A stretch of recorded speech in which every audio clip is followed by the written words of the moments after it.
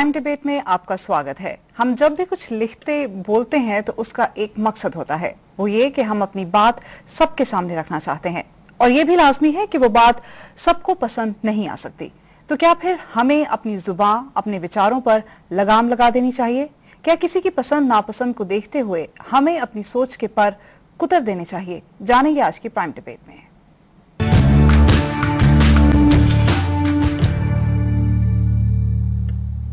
इन दिनों राष्ट्रपिता महात्मा गांधी पर लिखी गई एक किताब काफी विवादों में है। गुजरात सरकार इस किताब पर बैन लगा चुकी है, लेकिन क्या इससे कुछ फर्क पड़ता है? राष्ट्रपिता महात्मा गांधी पर एक नई किताब लिखी गई है, great soul Mahatma Gandhi and his struggle with India.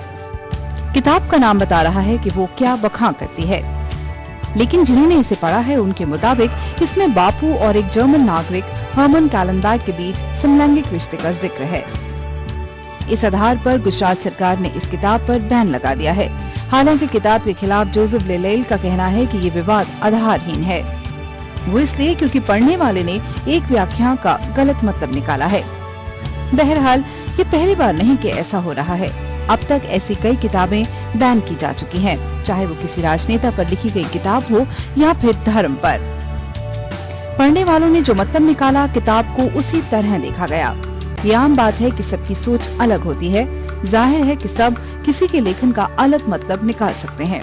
ये सही भी हो सकता है और गलत भी। विचार दुनिया बदलने की ताकत रखते हैं और ये उन लोगों को बिल्कुल रास नहीं जिनकी सोच आज भी सदियों पुरानी है। हम यहाँ किसी धर्म या आस्था के खिलाफ बात की वकालत नहीं कर रहे। ये इन छोटे विवादों से कहीं ऊपर है, अछूते हैं। अगर कोई इन चीजों को अपने दिमाग की रोशनी में समझता है तो इसमें बुराई क्या है? बुराई सिर्फ विचार थोपने में है, जो शायद किताबें कतई नहीं करती। सोच आपकी है, फैसला भी आपका। इस मुद्दे पर बातचीत करने के लिए हमारे साथ स्टूडियो में मौजूद हैं प्रोफेसर राणा नायर, जो पंजाब यूनिवर्सिटी के इंग्लिश डिपार्टमेंट में प्रोफेसर हैं, रामलाल जो Punjab and Haryana high court में वकील हैं, सत्यपाल जैन जो पूर्व सांसद हैं और बीजेपी नेता हैं, और विजय वर्धन जो एक IAS ऑफिसर हैं और एक लेखक भी हैं। आप सबका हमारे स्टूडियो में बहुत बहुत स्वागत है। सबसे पहले हम great soul Mahatma Gandhi and his struggle with India किताब के बारे में बात करेंगे। जोसेफ जो इस किताब के लेखक हैं, ऑथर हैं, उनका कहना है कि जिस सेक्शन को लेकर किताब पर बैन लगा है उस सेक्शन को मिसरेड किया गया है। मेरा पहला मैं उनका कोट करती हूँ उनको। वो कहते हैं, my work doesn't allege that Gandhi was gay और bisexual but that he was celibate and deeply attached to Kallenbach but and he says that this is not news. तो इसके बारे में प्रोफेसर नायर आप क्या कहना चाहेंगे? देखिए, सबसे पहले बात तो मैं ये करना चाहता हूँ कि मैंने किताब नहीं पढ़ी है, मैंने सिर्फ विवाद के बारे में पढ़ा है। विवाद उठ रहा है कि इसको बैन कर दिया जाए। किताबों को क्या बैन करना चाहिए, वो अपने आप में एक अहम सवाल है। मैं उसी का जिक्र करना चाहूँगा। मुझे लगता है किताबों को ना तो जलाना चाहिए ना बैन करना चाहिए, सिर्फ पढ़ना चाहिए जी। और किताबें पढ़ने वाले ये बहुत अच्छी तरह से जानते हैं कि हमारे में टॉलरेंस होनी चाहिए किसी भी व्यू को एक्सेप्ट करने की। उससे मैं नहीं कह रहा समझौता करने की, लेकिन विचारों को समझने की कोशिश करनी चाहिए।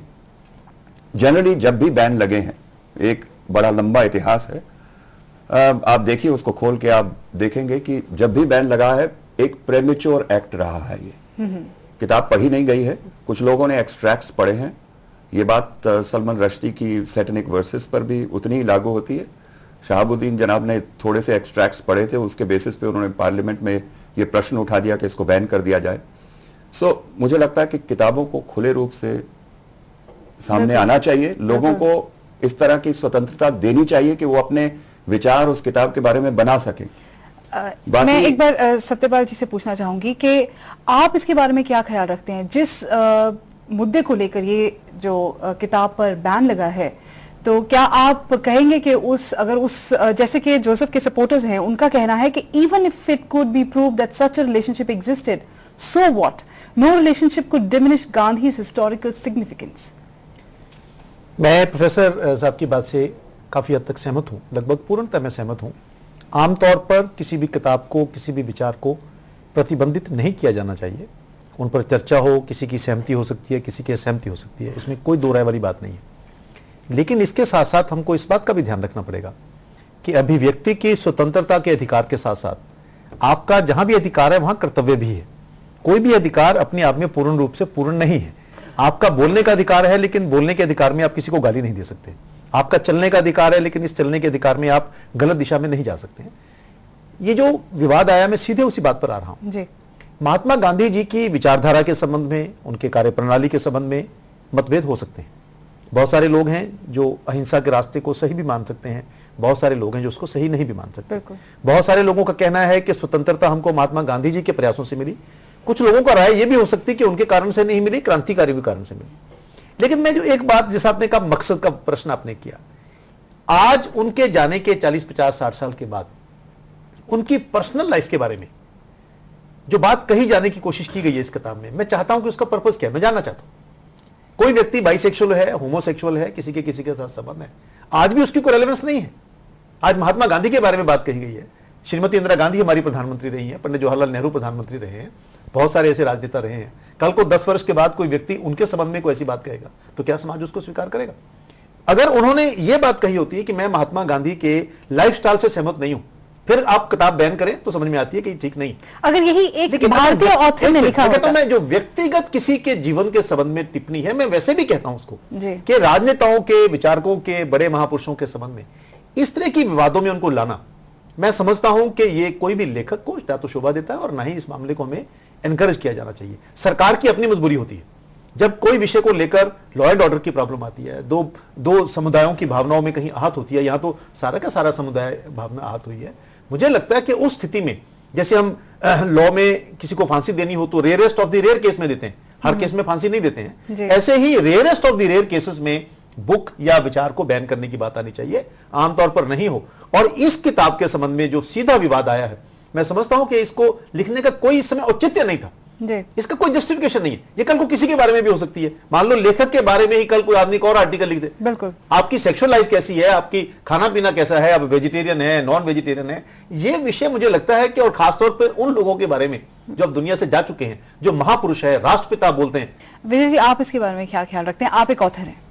Well, I am reminded of a very old statement by Voltaire. He said that while I disapprove of what you have to say, I'll defend to death your right to say it.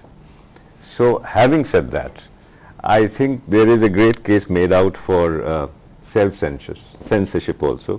अगर आप हिंदुस्तान का record देखें, I think we are a very liberal democracy and we are a very tolerant people. अगर आप पिछले 50 साल में देखें तो मेरे को नहीं लगता कि हमने बहुत ज़्यादा किताबें बैन की। We've had problems.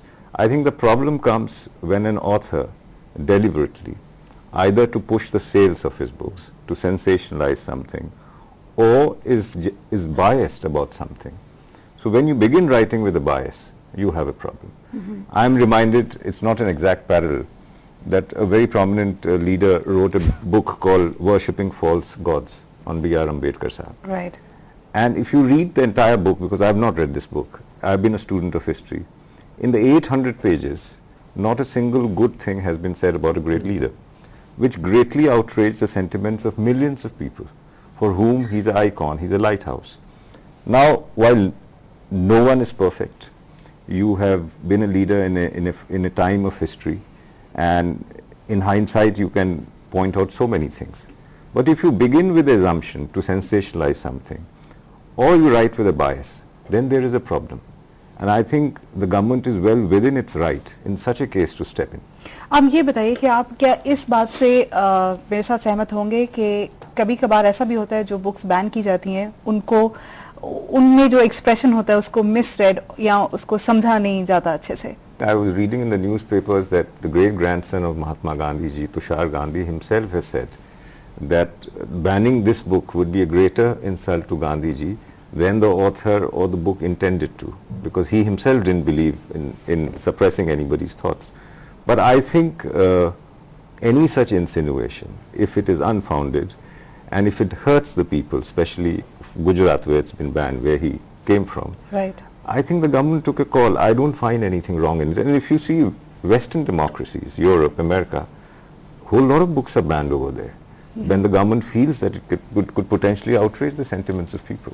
Ramlal ji, आपसे जानना चाहूंगी, आप एक वकील हैं, आप हमें इसके बारे में कुछ लॉ के जो इसके बारे में लॉ रिलेटेड हो, बुक बैनिंग के बारे में, उसके बारे में हम आप समझा सकते हैं? ये किताब सिर्फ गुजरात सरकार ने फोरफिट नहीं की, इसको महाराष्ट्र सरकार ने भी किया है, और केंद्र के जो लॉ मिनिस्टर हैं उन्होंने भी अपना बयान दिया है कि ये जो किताब है अनफाउंडेड, सेंसेशनल, हियर से और to denigrate a national hero, इस पर्पज से ये किताब है। अपने देश की जो प्राचीन व्यवस्था है, हमने विचारों की स्वतंत्रता को कभी, किसी के विचारों की स्वतंत्रता को खत्म करने की कोशिश नहीं की, बल्कि इसको स्वतंत्रता और आगे बढ़े ये प्रयास किया है। सत्य की खोज आगे बढ़नी चाहिए, ये इस देश का इतिहास है। उपनिषद ने भी कहा है, श्री कृष्ण ने गीता में भी कहा है, अर्जुन को अंतिम जो श्लोक है कि भाई जो मैंने आपको कहना था वो कह दिया, जो आपकी बुद्धि को लगे वो कर, ये अपने देश की परंपरा है। बिल्कुल। तो कानून, ये जिस किताब को जिस कानून के नीचे बैन किया गया है वो केंद्रीय कानून है, सीआरपीसी। सेक्शन 95 सीआरपीसी में यह प्रावधान है कि जो कुछ फैंसीज हैं, उस फैंसीज को कोई किताब इनकरेज करे तो सूबे की सरकार उस किताब को बैन कर सकती है। यदि किताब बैन गलत की जाए, वैसे उसमें लिखा है कि सूबे की सरकार को बैन करने से पहले रीजन देने पड़ेंगे, नोटिफिकेशन देना पड़ेगा। और यदि किसी को, फिर ये जो सेक्शन है, सेक्शन सुप्रीम कोर्ट में, कई हाई कोर्ट में चैलेंज हुआ है, और उस सेक्शन को हाई कोर्ट ने, सुप्रीम कोर्ट ने वैलिड माना है। इसको ये कहा है कि आर्टिकल 19 वो इसको वैलिड नहीं करता। फिर यदि कोई सरकार के ऑर्डर से एग्रीव्ड है तो सेक्शन 96 सीआरपीसी के नीचे उसको अधिकार दिया है कि हाई कोर्ट पे अपनी अपील कर सकता है। इसलिए कानून में हमने सेफगार्ड रखे हैं। और महात्मा गांधी राष्ट्रपुरुष हैं, और हमने आर्टिकल 51 के नीचे जो भारतीय नागरिक है उसके मौलिक अधिकारों की, मौलिक कर्तव्यों की बात की है। उसमें एक मौलिक कर्तव्य हर भारतीय नागरिक का ये है, to cherish and follow the noble ideals which inspired our national struggle for freedom. Absolutely. Mahatma Gandhi तो हमारे नेशनल फ्रीडम फाइटर्स हैं, फ्रीडम फाइटर ही नहीं, हीरो हैं। टू प्रमोट हार्मनी, हमने एक ये मौलिक कर्तव्य। रामलाल जी, इस मुद्दे पे हम वापस आते हैं। अभी वक्त हो चला एक छोटे से ब्रेक का, ब्रेक के बाद हम बातचीत जारी रखेंगे।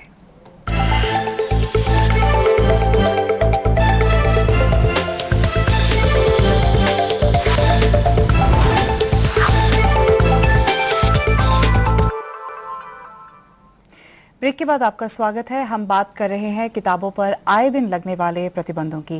प्रोफेसर राणा, मैं आपसे शुरू करना चाहूंगी। मुझे एक वेरी सिंपल क्वेश्चन, कि हम कोर्स की किताबें पढ़ते हैं, हमें उससे नॉलेज मिलती है, हमें उससे ग्रेड्स मिलते हैं, हम पास होते हैं, हमें डिग्रीज मिलती हैं, मगर जनरल दिस थिंग अगर हम बात करें तो एक किताब पढ़कर हासिल क्या होता है, पहले हमें ये बताइए। हाँ, देखिए, ये बहुत ही, आपने कहा सिंपल सा सवाल है, मुझे लगता है ये बहुत कठिन सवाल है। किताबों से लोगों की विचारधारा जुड़ी होती है, आइडियोलॉजी जुड़ी होती है, आइडियाज जुड़े होते हैं, वैल्यू सिस्टम जुड़ा होता है, एक्सपीरियंस